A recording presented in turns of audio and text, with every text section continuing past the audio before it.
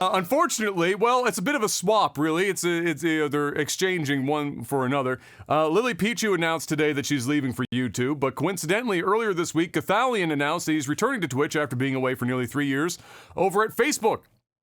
I have no idea who Lilypichu is, but I do know she is voice actress and relatively large content creator in general. Probably about the same size, honestly, if not a bit bigger than Cathalion. They're very similar in size, I would say. Okay. The last I checked. I don't know what Cathalion's like now that he's been at Facebook for 3 years, but that Facebook bag must be drying up a little bit, man. Must be drying up a little bit. Maybe. Could be. Probably. Well, you know what? But it's not drying up in everywhere because Facebook extended their no cuts for subscriptions for another year. Yo, that's good. So maybe they're not throwing as much money up front, but they're still dumping money into the burner. Yeah, I mean, well, think about it, right? I mean, I have no idea what their deals are. I only can go by what was offered to me. Yeah. I almost went to Facebook. Yeah. And like it's lucrative. I mean. Several dollars involved. I mean, if somebody heard, some of the numbers that was thrown my way, they'd be like, "What the fuck?" But the thing is, and it like the money was good. The money. There's a lot of different factors. Okay, going into this, the biggest factor is how big is the bag. Now, if the bag is so big that like all of your other issues that you would have, like having to start over, having to convince your viewership to like use Facebook or use YouTube, that it just doesn't matter. Streams, it just doesn't matter, right? You don't really think about it anymore. One of the biggest things is sponsorships. Is when you like people don't understand this, and it's changing a little bit now because Twitch ad revenue is getting very juicy. Like, bro.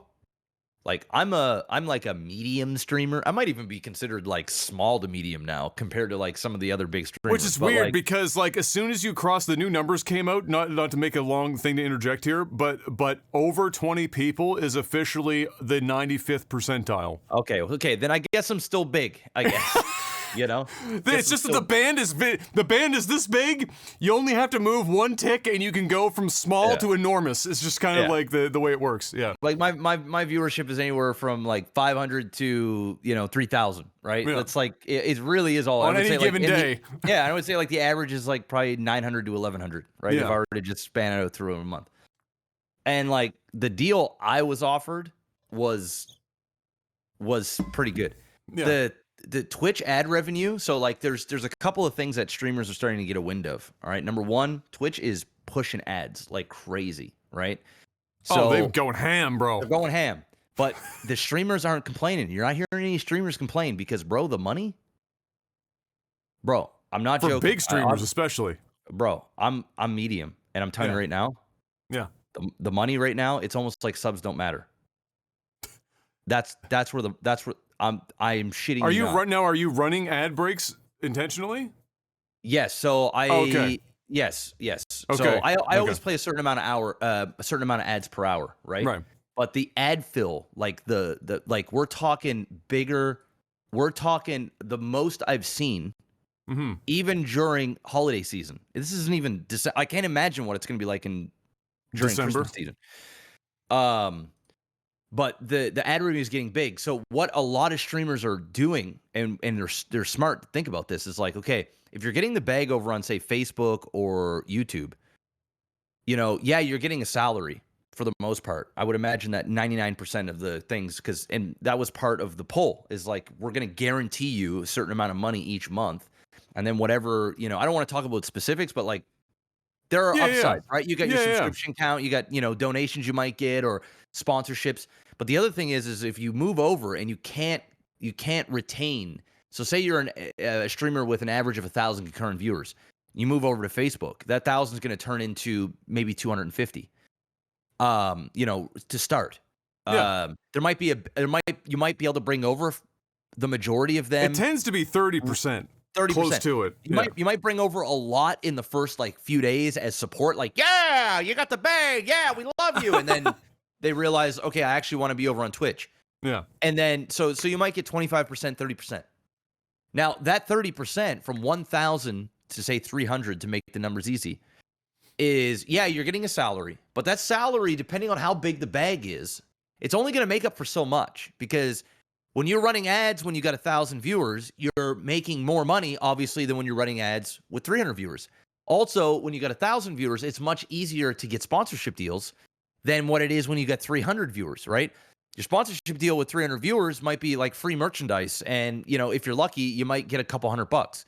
You know, when you've got in the thousands, you're making thousands and thousands of dollars, in some cases, tens of thousands of dollars for that. So when you take into consideration, right, the money that you're missing out on from ad revenue, more subscribers that you would have on, say, Twitch, and also sponsorship opportunities, you have to weigh out the bag. So, like, the bag has to be so big that, like, oh, fuck all that stuff. You know, I'm cashing in, right? And that's typically, I think, and my bag was so close to that, really. I would have taken it, but I enjoyed doing the stuff with Party Poker and, you know, yeah, I probably would have never met Jason Momoa's backside or almost lost your phone. Exactly, right? So, like, if I went over to Facebook, it'd be like, okay, I'm gonna get the bag for a couple years or whatever, and then you know, have to make a decision again, and then your pulling power isn't as big. So if you go to Twitch and you say, hey, you know, if you're not successful on Facebook, you don't really have any bartering power, right? They're gonna be like, hey, you can come back, but we're not gonna like match your bag, give you a bunch right? of money, yeah. So I think what's happening is Facebook and YouTube are handing out huge bags. Some of these contracts are starting to really turn over now, and streamers are playing it smart. So they're saying, okay, well, if Facebook isn't going to up the money or continue to stay the same, because, you know, I would assume, and this is an assumption, I could be wrong, but I would assume that Facebook is going to offer less money to somebody that's already on Facebook that they paid the bag to, unless they've had exponential growth during that period of time. And they're showing a trajectory.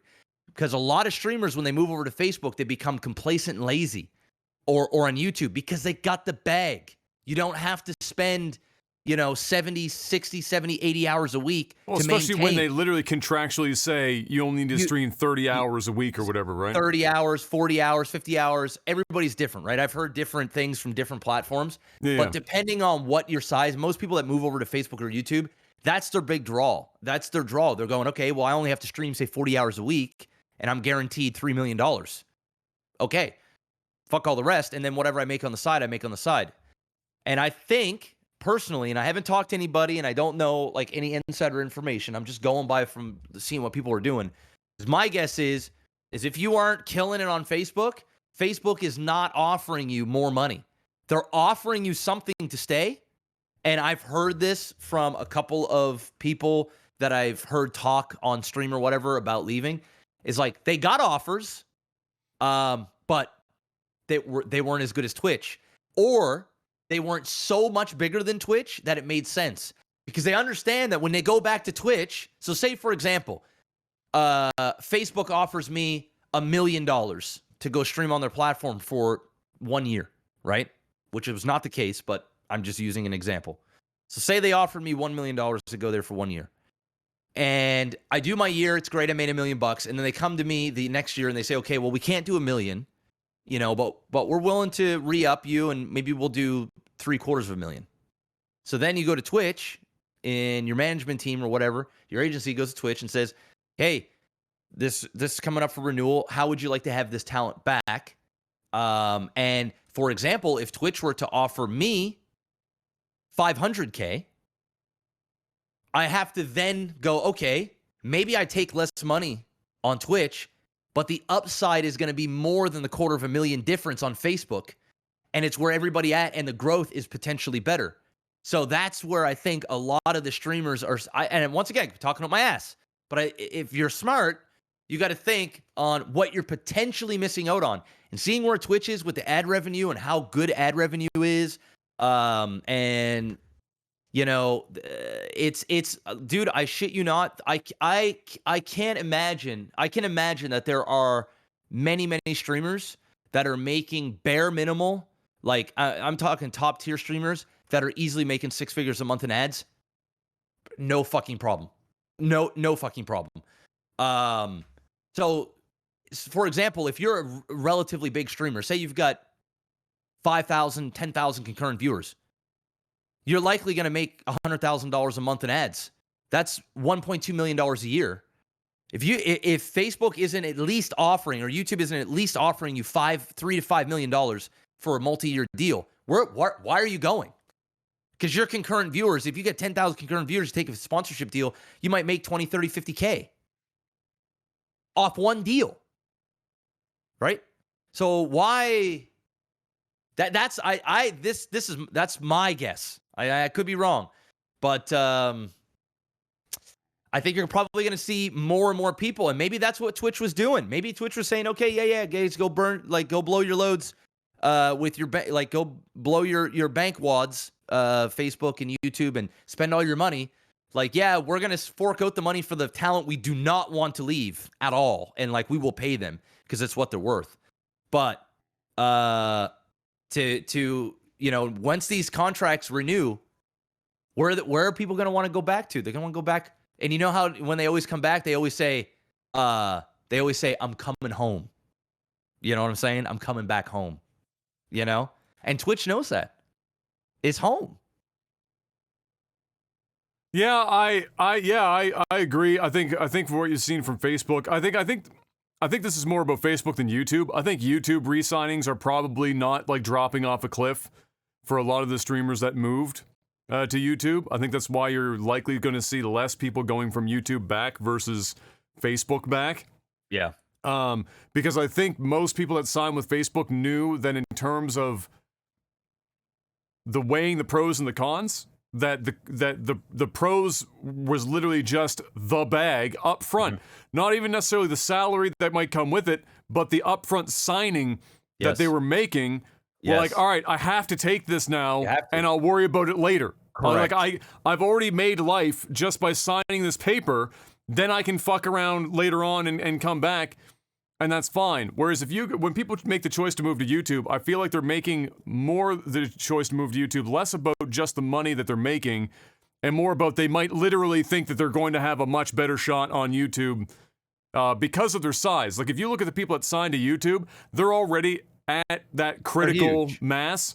They're huge. And so when they move to YouTube, YouTube's platform operates very efficiently for people that already are at size.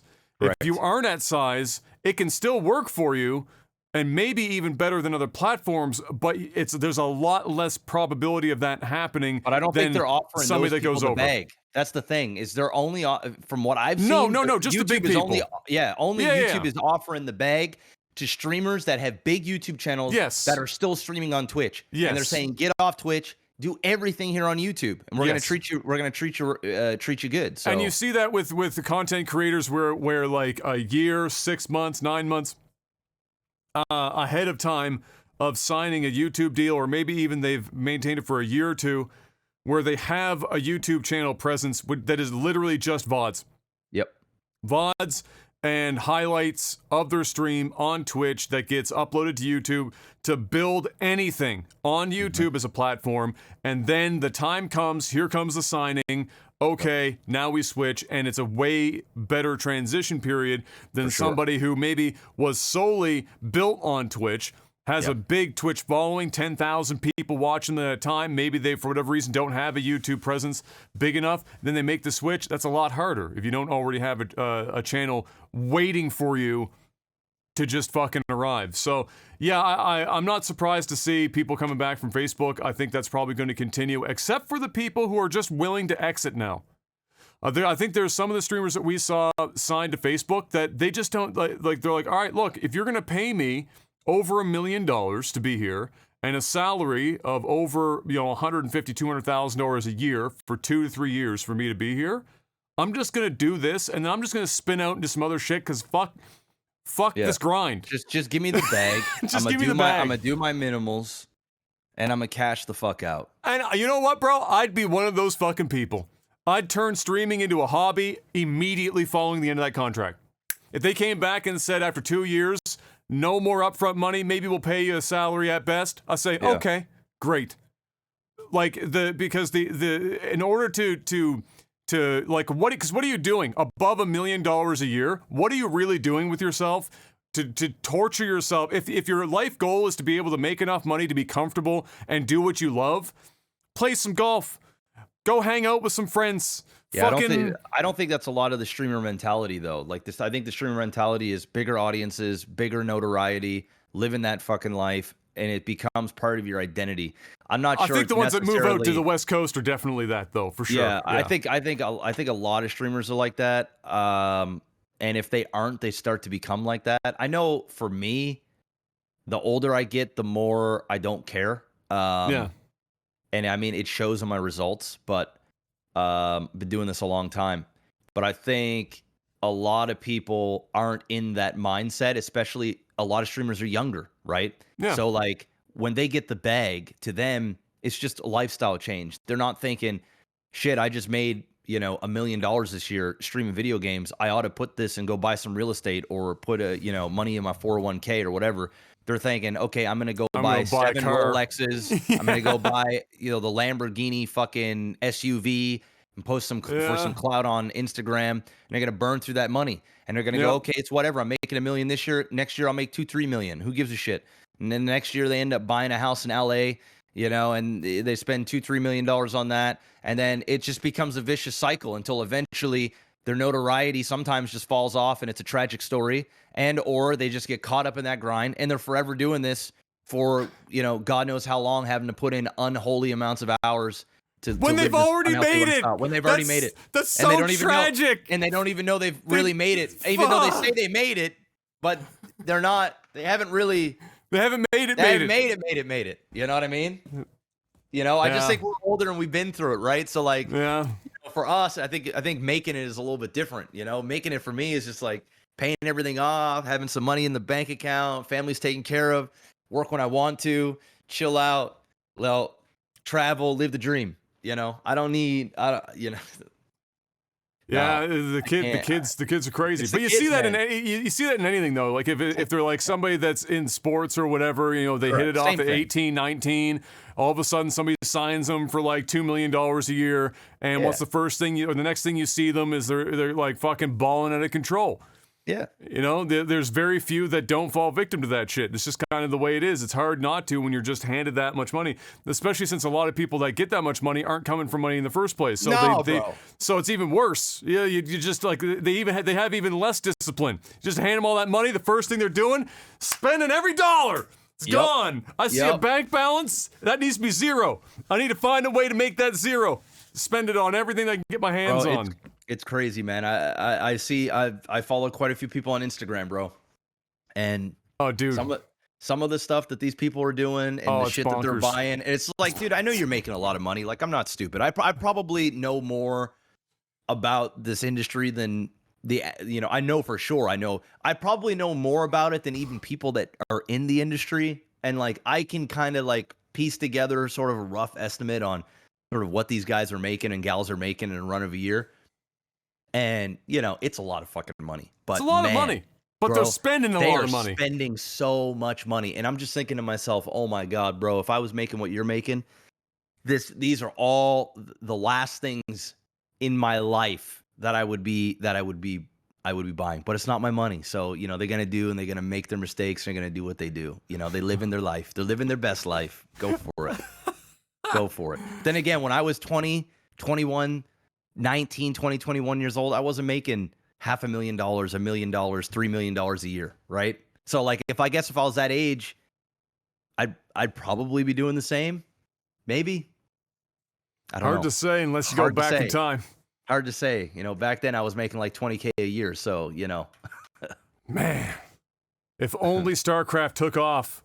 If only. 10 we still years. Did all right. 10 years later. We did all right. We did all right. But we could have done a lot better. Holy fucking right we could have. Holy fuck. I feel you know what we sound like? We sound like the guys who were like the gods of esports in the mid-late 90s, who were just absolutely dominating all these esports, especially stuff like Counter-Strike. and making like $4 on a fucking win, and now you hear about like a contract buyout for a Halo Infinite player is like hundreds of thousands of dollars, and you're it's mind-boggling, bro. For Halo Infinite. Yeah, man. There's so much dirty money and dirty esports. It's amazing. It's amazing, bro. Fuck me, man. Oh my god. Shit's wild. Absolutely freaking wild.